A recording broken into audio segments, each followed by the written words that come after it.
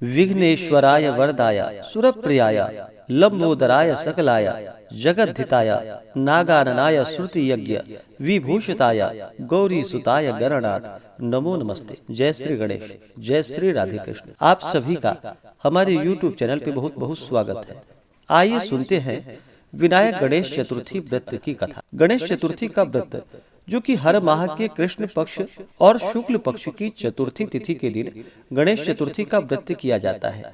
कृष्ण पक्ष में पड़ने वाली चतुर्थी को संकष्टी गणेश चतुर्थी के नाम से जाना जाता है और शुक्ल पक्ष में पड़ने वाली चतुर्थी को विनायक गणेश चतुर्थी के नाम से जाना जाता है। इस दिन भगवान गणेश का पूजन किया जाता है और भगवान गणेश जो कि प्रथम पूजनीय माने जाते हैं। किसी भी प्रकार के शुभ कार्यों में या मांगलिक कार्यों में सबसे पहले भगवान गणेश जी का पूजन किया जाता है। जो भी भक्त सच्ची श्रद्धा के साथ, नियम और निष्ठा के साथ विनायक गणेश चतुर्थी का व्रत करते हैं, इस दिन भगवान गणेश साथ में माता दुर्गा यानी कि चौथ माता का पूजन करते हैं। उनके सभी प्रकार के विघ्न और बाधाएं दूर हो जाती है तथा भगवान गणेश जी की कृपा से सभी प्रकार के सुख और समृद्धि की प्राप्ति होती है। विनायक गणेश चतुर्थी व्रत जो भी करते हैं उन्हें चाहिए कि इस दिन जो कि सुबह ब्रह्म मुहूर्त में उठ करके नित्य क्रियाओं से निवृत्त हो करके गंगा नदी में या घर के नहाने के पानी में ही थोड़ा सा गंगा जल मिला करके स्नान करना चाहिए। शुद्ध वस्त्र धारण करके दिन भर उपवास रहते हुए भगवान गणेश जी का जो कि सुबह के समय में और शाम को चंद्रोदय के समय में भगवान गणेश जी का पूजन करना चाहिए और उसके बाद चंद्रमा को अर्घ्य दे करके उसके बाद व्रत को पूर्ण माना जाता है। उसके बाद फिर भोजन ग्रहण करना चाहिए। विशेषकर भगवान गणेश जी को जो कि तिल से बने हुए वस्तु का भोग लगाना चाहिए या मोदक आदि का भोग लगाना चाहिए। इससे भगवान गणेश जी अति प्रसन्न होते हैं और अपना कृपा प्रदान करते हैं। तो आइए सुनते हैं विनायक गणेश चतुर्थी व्रत की कथा।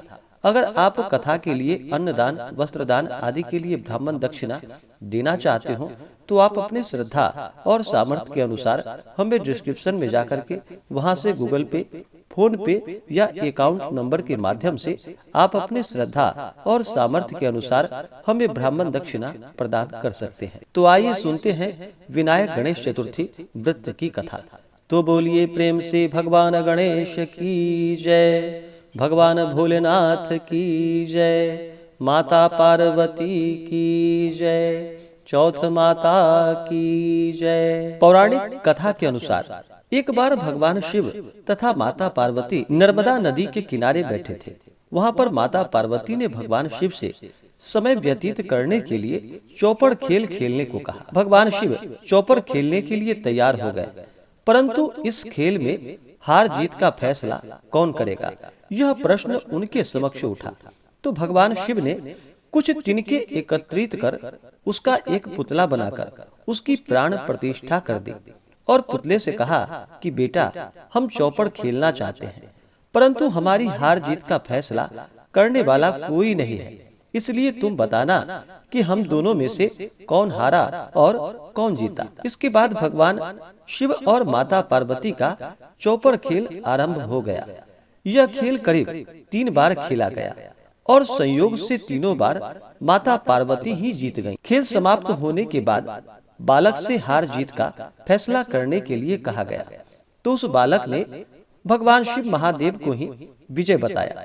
यह सुनकर माता पार्वती अत्यंत क्रोधित हो गई और क्रोध में उन्होंने बालक को लंगड़ा होने का और कीचड़ में पड़े रहने का श्राप दे डाला। बालक ने माता पार्वती से माफी मांगी और कहा कि हे माता, यह मुझसे अज्ञानता बस ऐसा हो गया है, मैंने किसी द्वेष भाव में ऐसा नहीं किया। बालक द्वारा क्षमा याचना मांगने पर माता ने कहा कि यहाँ गणेश पूजन के लिए नाग कन्याएं आएंगी, उनके कहे अनुसार तुम गणेश जी का व्रत करो, ऐसा करने से तुम मुझे प्राप्त कर पाओगे। यह कहकर माता पार्वती शिव के साथ कैलाश पर्वत पर चली गईं। 1 वर्ष के बाद उस स्थान पर जो कि नाग कन्याएं आई, तब नाग कन्याओं से श्री गणेश जी के व्रत की विधि मालूम करके उस बालक ने 21 दिनों तक लगातार गणेश जी का व्रत किया। उसकी श्रद्धा से गणेश जी प्रसन्न हुए और उन्होंने बालक को मनोवांछित फल मांगने के लिए कहा। उस पर बालक ने कहा कि हे विनायक, हे विघ्नहर्ता गणेश, मुझ में इतनी शक्ति दीजिए कि मैं अपने पैरों पर चलकर अपने माता पिता के साथ कैलाश पर्वत पर पहुंच सकूं और वे यह देखकर प्रसन्न हो। तब बालक को वरदान देकर भगवान गणेश जी वहां से अंतर ध्यान हो गए। इसके बाद वह बालक कैलाश पर्वत पर पहुंच गया और कैलाश पर्वत पर पहुंचने की कथा उसने भगवान शिव जी को सुनाई। चौपड़ खेल वाले दिन से ही माता पार्वती जी भगवान शिव जी से विमुख हो गई थी। अतः देवी के रुष्ट होने पर भगवान शिव ने भी बालक के बताए अनुसार 21 दिनों तक श्री गणेश जी का व्रत किया और इस व्रत के प्रभाव से माता पार्वती के मन से भगवान शिव के लिए जो नाराजगी थी वह समाप्त हो गई। तब यह व्रत विधि भगवान शंकर ने माता पार्वती को बतलाई। यह सुनकर माता पार्वती के मन में भी अपने पुत्र कार्तिकेय से मिलने की इच्छा जागृत हुई। तब माता पार्वती ने भी 21 दिनों तक श्री गणेश जी का व्रत किया तथा दुर्वा, पुष्प और लड्डुओं से गणेश जी की पूजा और अर्चना की। व्रत के 21वें दिन स्वयं कार्तिकेय माता पार्वती से मिलने आ पहुँचे। उस दिन से श्री गणेश चतुर्थी का यह व्रत समस्त मनोकामनाओं की पूर्ति करने वाला व्रत माना जाने लगा। इस व्रत को करने से मनुष्य के सारे कष्ट दुख दूर हो जाते हैं, मनुष्य को समस्त सुख सुविधाएं की प्राप्ति होती है। तो बोलिए प्रेम से भगवान गणेश की जय, माता पार्वती की जय, सर्वदेवी देवता की जय। इसी प्रकार से जो भी भक्त सच्ची श्रद्धा के साथ नियम और निष्ठा के साथ विनायक गणेश चतुर्थी का व्रत करते हैं, इस दिन भगवान गणेश जी माता दुर्गा का पूजन करते हैं और फिर चंद्र देवता को अर्घ्य प्रदान करते हैं। इससे व्यक्ति के सभी प्रकार के दुख और कष्ट दूर होते हैं तथा सुख समृद्धि की प्राप्ति होती है। जब भी व्रत को धारण करते हैं तो व्रत को धारण करते समय जो कि शुद्ध और सात्विकता का पालन करना चाहिए, ब्रह्मचर्य का पालन करना चाहिए।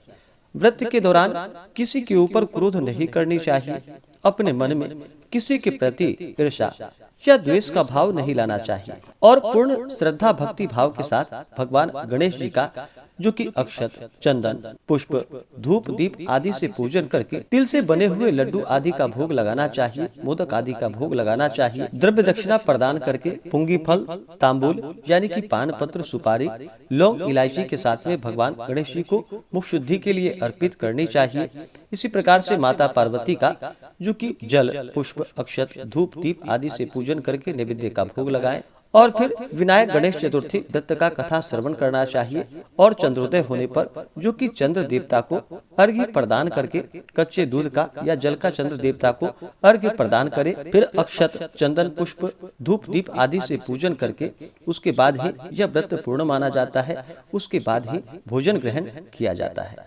तो आशा करता हूँ कि यह जानकारी आपको अच्छा लगा हो।